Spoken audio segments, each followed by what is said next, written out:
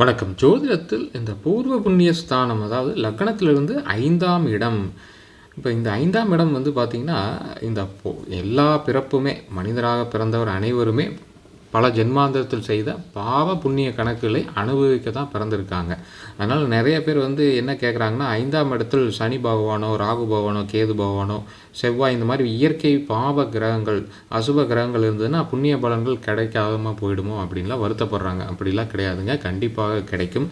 இது வந்து இயற்கை பாவ கிரகங்கள் தான். இப்போ உதாரணத்துக்கு ஒருவர் வந்து மகர லக்னம் அல்ல கும்ப லக்னத்தில் பிறந்த லக்னாதிபதியே சனி தான். அப்போ லக்ன சுப கிரகம் அல்லவா அவர், ஹீரோ ஆஃப் த சார்ட். அப்போ அவர் போய் உதாரணத்துக்கு மகர லக்னத்துக்கு சனி 5ஆம் வீட்டில், சுக்கிரனுடைய வீட்டில், நட்பு வீட்டில் இருந்தாலும் அந்த புண்ணிய கணக்குகள், அந்த பலன்கள்லாம் வரும். பல ஜென்மத்தில் கற்ற கல்வி, சில பேர்லாம் சைல்டு ப்ராடிஜி தான் இருப்பாங்க. நீங்கள் இப்போ டிவிக்கெலாம் பார்க்குறீங்க, சிறு வயதுலேயே 10 வயதுலேயே செஸ் சாம்பியன்ஷிப்பாக வருவாங்க, உலக சாம்பியனாக வருவாங்க. அதெல்லாம் பல 100 ஆண்டுகளாக இந்த செஸ் விளையாட்டுலாம் இருக்குது. அப்போது அதில் பல ஜென்மத்தில் கற்ற கல்வி, அந்த அறிவு எல்லாமே வரும். சவான்ஸாக இருப்பாங்க, ஆங்கிலத்தில் சவான்ட்டுனே இருக்குது. அதாவது ஒரு துறையில் பாண்டித்தியம் பெறுவது.